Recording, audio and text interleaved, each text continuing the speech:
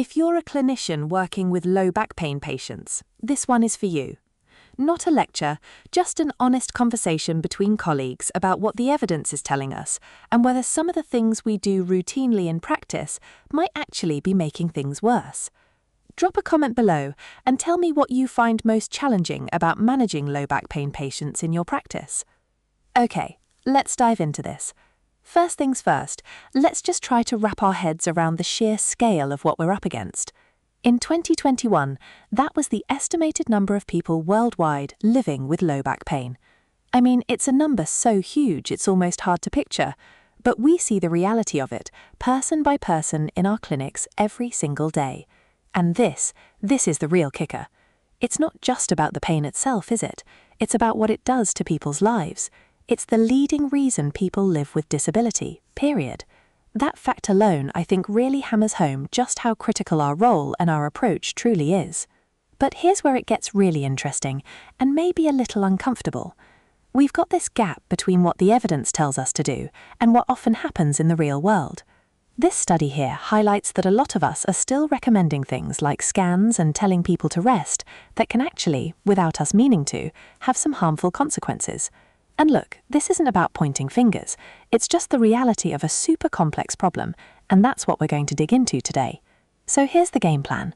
We've set the stage with the low back pain problem. Now we're going to get practical.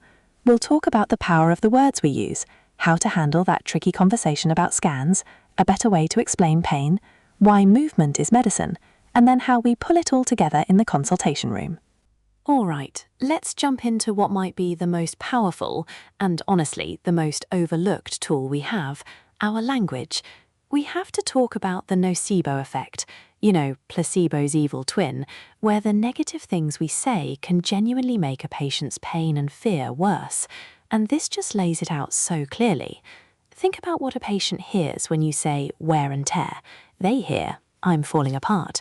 Crumbling spine? I mean, that's terrifying. It paints a picture of fragility. But what if we just shifted our language? Instead of wear and tear, it's normal age-related changes. It completely changes the meaning. Your spine is strong and adaptable. A disc pressing on a nerve sounds like it needs surgery, right? But a temporarily sensitized area, well, that sounds like something that can get better. It's not about being dishonest. It's about being more accurate in a way that empowers instead of terrifying. So where do we get the confidence to make these shifts? From the data. This absolute landmark review from 2015 basically showed us that stuff like disc bulges, degeneration, they're incredibly common in people with zero back pain. It's just normal. The best analogy I've ever heard is they're like wrinkles on the inside, and that right there is one of the most powerful reassurance tools in our entire toolkit. It helps us and our patients disconnect the scary report from their actual pain. And that leads us straight into our next minefield, rethinking the scan. Because this is probably one of the toughest conversations we have, right? That patient who is absolutely 100% convinced that they need an MRI. We've all been there. It can feel like a real pressure cooker. So here's a simple little framework that can help. Step 1, validate them. Seriously, just say, I completely understand why you're worried and why you want a picture of what's going on.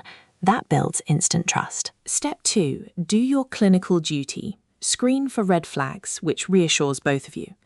Step 3, explain the evidence, but keep it simple. Something like, for most back pain, a scan won't actually change our plan, and often it just finds those wrinkles on the inside that sound scary but aren't causing the problem. And then step 4, the most important bit, pivot. So let's focus our energy on a plan that gets you back to whatever their goal is.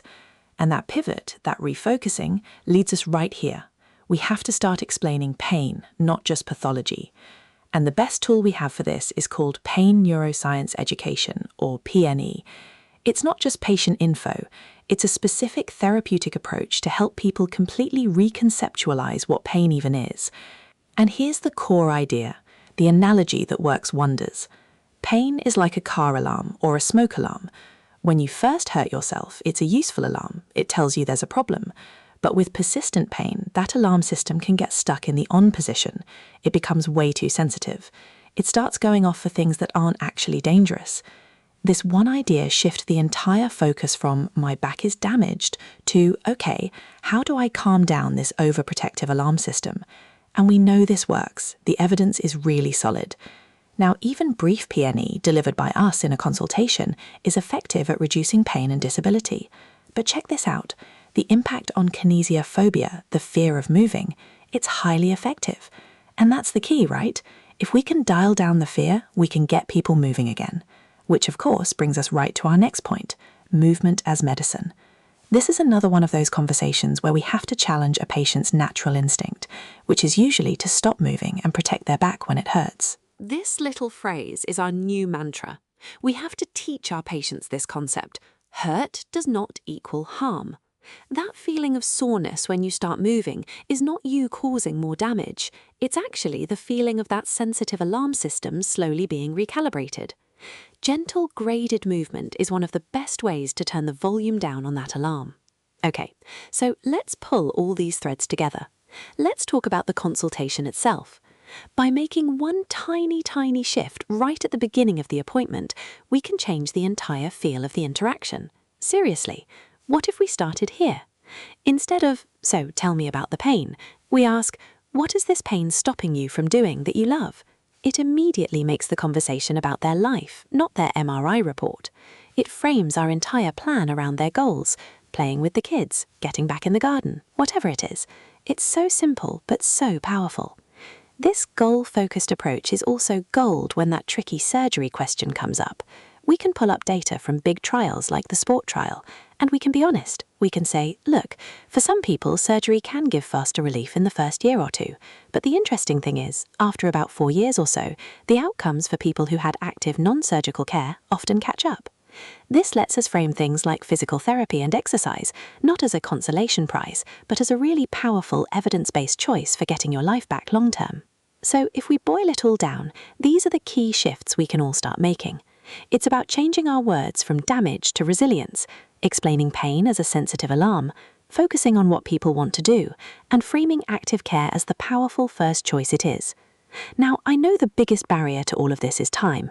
We're all under the pump. To help with that, we've actually created a whole series of these explainers specifically for patients that you can share with them to help all these ideas really sink in after they leave your office. And that's a wrap. So I'll just leave you with this one question to think about. Don't try to change everything overnight. Just think, what is one small communication shift?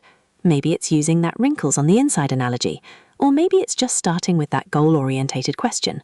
What's one small thing you can try in your very next consultation? Thanks so much for joining me.